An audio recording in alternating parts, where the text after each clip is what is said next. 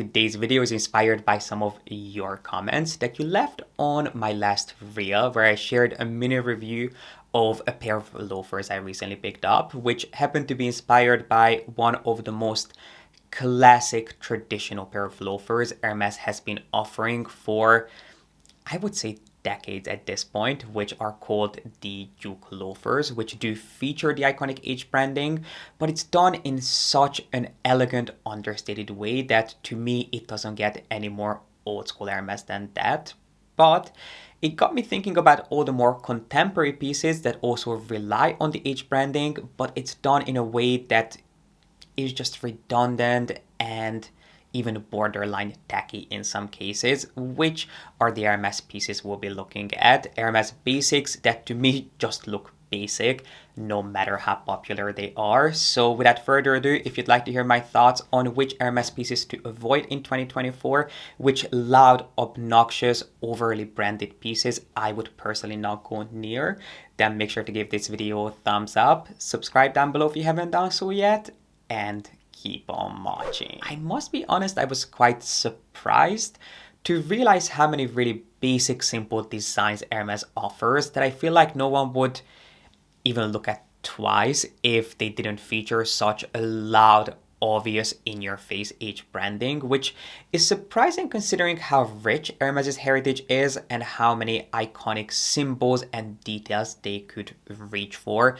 instead of the obvious H. It's not like there is nothing else that the brand is known for. I mean, the first things that come to mind when I think of Hermes and their iconography are the CDC, which of course stands for Collier de Chien. It is a detail that Hermes has been using for decades, and it is a mechanism that was first used on hunting colors.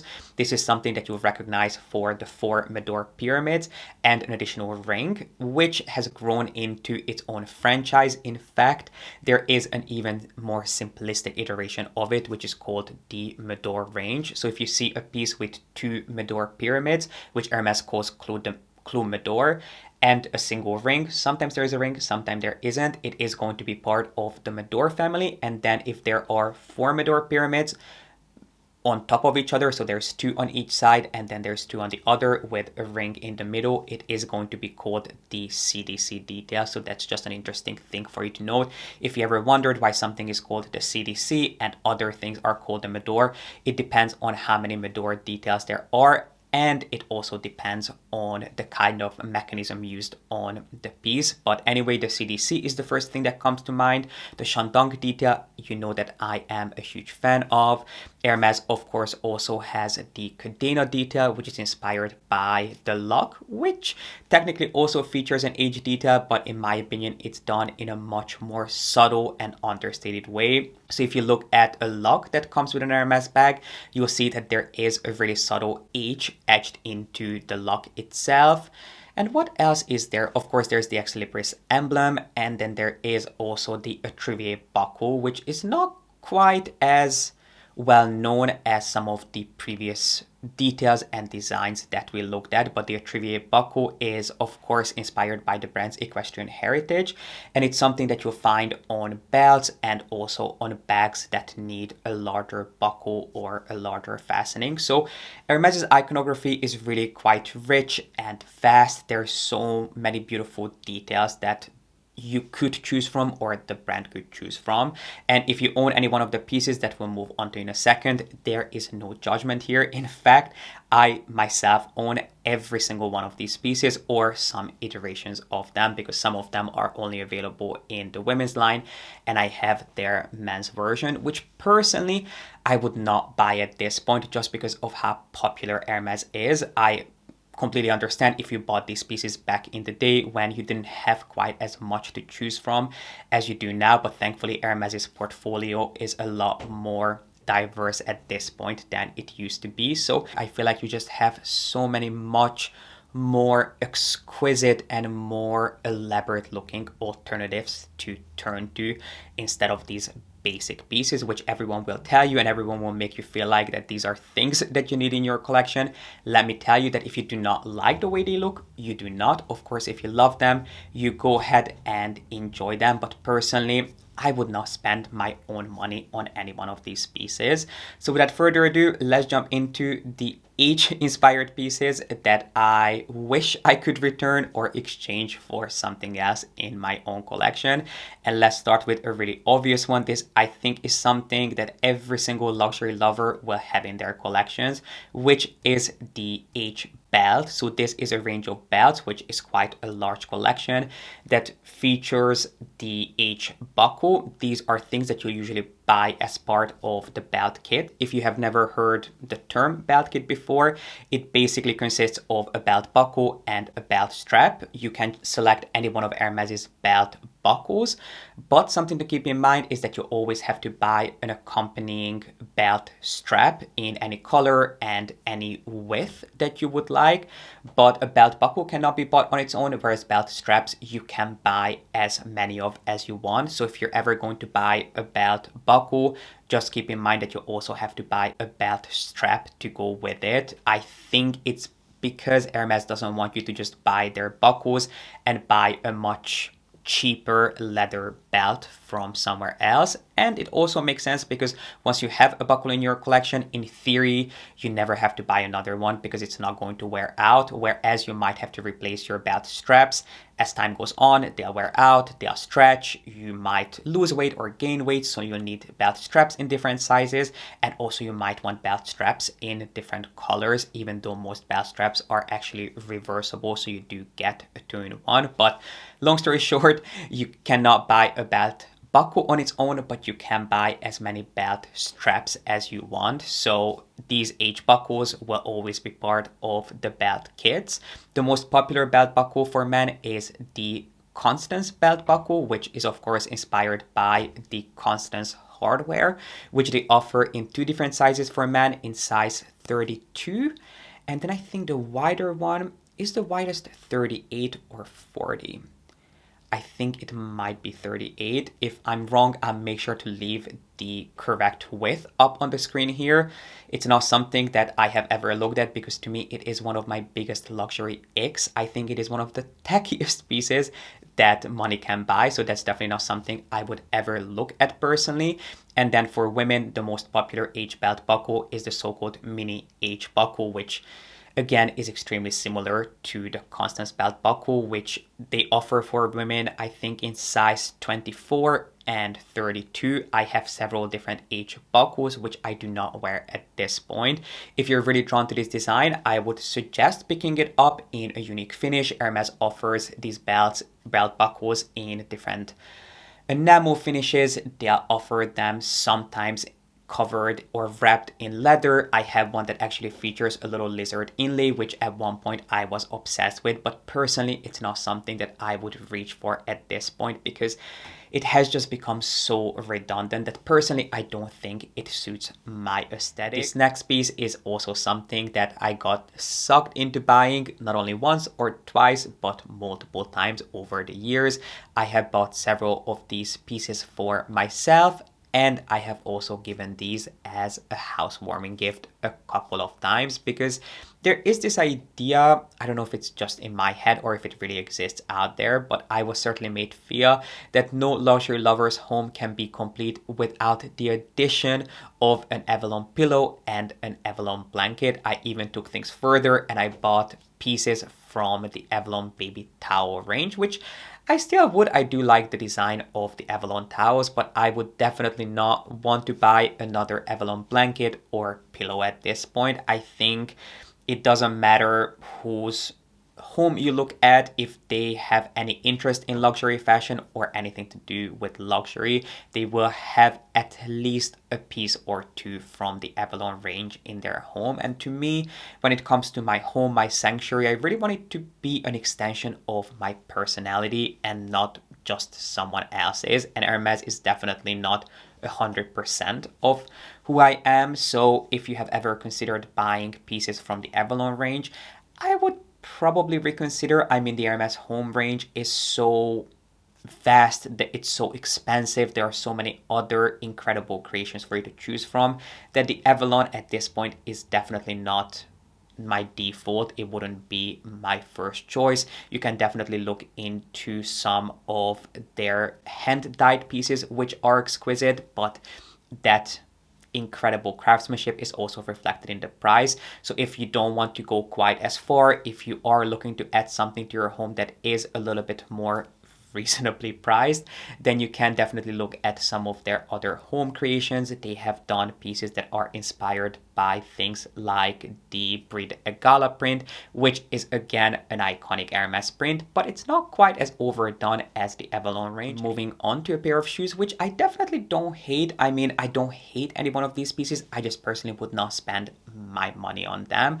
But these next shoes I actually quite like in seasonal colors, in seasonal finishes. Sometimes they will tone down the hardware to a point where I feel they actually will elevate an outfit. So what I would say here is that I would not buy the original classic colorways of the Paris loafers. In case you have never seen the Paris loafers before, which I doubt if you're here watching this video, but the Paris loafers is one of the most classic simple loafers that Hermes offers both for men and women.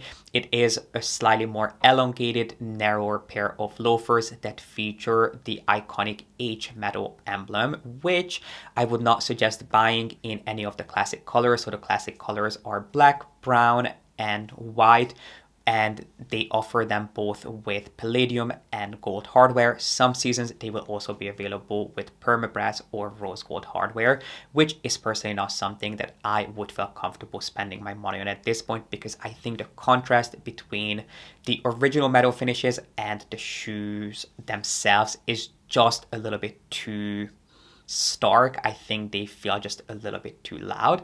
But if you like this design and you're looking for a pair of loafers that you can wear on a regular basis, something that you can dress up or dress down, I understand why you would be drawn to these. But in that case, I would suggest picking these up in a seasonal color or a seasonal finish. So for example, for this current season, they're doing them in denim, which I do think makes them look a lot more special.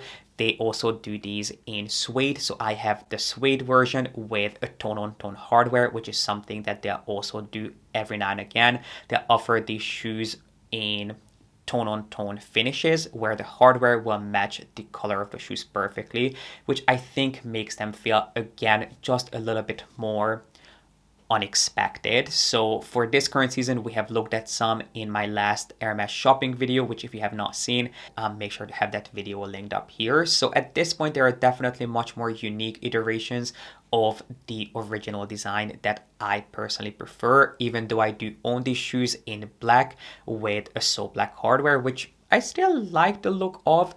Personally, it's not a style that I really reach for because I do not actually like this particular shape of loafers. To me, they are just a little bit too narrow and a little bit too pointy, which I don't feel suits my proportions and just what I like in a pair of shoes. There is another pair of shoes that I have talked about before. I got a lot of criticism for talking about these, but I have to be honest with you guys. I think these are incredibly basic. Now, if you're going to wear these to a beach club or to the beach, if you're going to wear these with a sundress in the summer or to a really casual outing, I do see the point of these. But I also think that if you're going to wear these in the city, if you're going to wear these to work, these will look out of place. These are not a pair of really elegant, classy sandals. Instead, they are nothing more than just a more elevated take on a pair of flip-flops. So if you're in doubt, what I would ask myself is, would I feel comfortable wearing a pair of flip-flops to wherever I'm going? And if the answer is no, these will also look out of place, which I feel like I haven't even mentioned what we're talking about here, but you could probably guess. Here we're talking about the orange sandals, which I know are a fan favorite. Everyone who loves Hermes seems to have a pair of orange loafers, not loafers, sorry, orange sandals.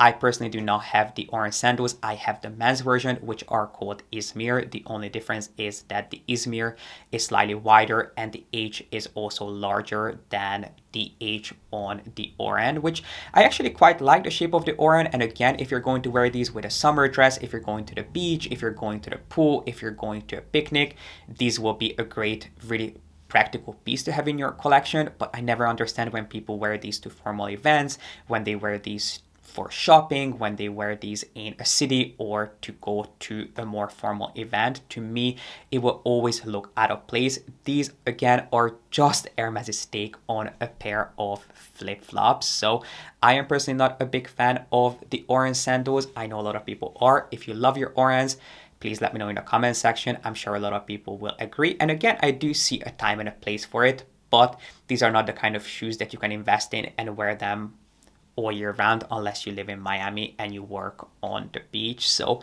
personally, these are just not my favorite. Hermes has a lot more. You know, if you're looking for a pair of open style shoes, Hermes has mules that to me feel a lot more elegant and a lot more sophisticated. Pieces that you can also wear to work, to more special events, and things that will not make you look just out of place, things that will not drag your outfit down. They also have other designs for sandals if you are really looking for a pair of summer shoes. In fact, they also have shoes that are inspired by the orange style that also come with a little strap, which I do think look a lot better. You can also buy these orange with a heel, but the original orange, let me tell you, are not that different from a pair of flip-flops. So if you would not feel comfortable wearing a pair of flip-flops to a certain occasion, the orange aren't that different either. And the piece that will drive the last nail in my coffin, because I know that this is an incredibly popular piece, I am just personally not a fan, and I cannot lie to you guys. And I also strongly believe that if this piece didn't feature a large H detail, it's not something anyone would ever turn to. In fact, I'm pretty convinced about this because there have been iterations of this piece that didn't feature the H, which were not nearly as popular. And here I am talking about the Evelyn bag, which I do have an in-depth review on the Evelyn. I did buy the mini Evelyn purely because of the hype. I never understood why so many people consider this bag as a holy grail. So I was like, you know, I have to give it a try, especially since I'm doing YouTube, I'm talking about these bags. I really want to try it for myself before criticizing it. So I bought this bag a couple of years ago. I tried it, and it's a bag that I rarely, if ever, reach for at this point because I really don't understand why it's so loved. I mean, I do get it if you are looking for a really simple, basic, hands-free bag, something to run errands with. It might be something that you will enjoy. It is really an easy, laid-back, casual bag, but it will not add anything to an outfit. It will not really take away. It's not going to ruin an outfit as a pair of orange would, in my humble opinion, but it's not something that will be life-changing, something that will add any value to an outfit. It will do what a bag is supposed to. Carry all your essentials. It is going to be functional. It's an easy access bag, but it will not really add any spice or a unique touch to your collection. But the Evelyns are incredibly popular, and I do think that it is because it is one of Hermes' most affordable bags. I mean, affordable is not really a term that we should use around Hermes, but it is one of Hermes' least expensive bags. It used to be easy to get, which is certainly not the case anymore. And it's also offered in a ton of different sizes and a ton of different colors. Of course, TPM or the mini size being the most popular. Now, it is a bag that was designed as sort of an alternative to a gym bag. It was designed for equestrian to carry their essentials to the stable. And that is the reason why there is that perforated H. Is sort of served as a functioning detail to allow air circulation in the bag. So if you threw your sweaty equestrian clothes in the bag, if you put a brush or something that you used on your horse, the bag wouldn't go smelly and it wouldn't go moldy. And I know I have said this before, but the H detail was actually supposed to go on the back of the bag, so that was supposed to go against your body, and then the clasp is what you were supposed to show off. Now, obviously, it is your money, it is your bag, you can do whatever you want to do with it. In fact, even Hermes styles it both ways these days, but it's just something interesting to mention here. If we're talking about Hermes' history, it's something that is worth knowing when it comes to the Evelyn, which is actually why the clasp is still facing the back. So if you look at the bag, the little snap closure is still on the side. The opening is still on the side without the H detail, and that's why that is. It's not put on backwards, or that's not how you're supposed to open the bag.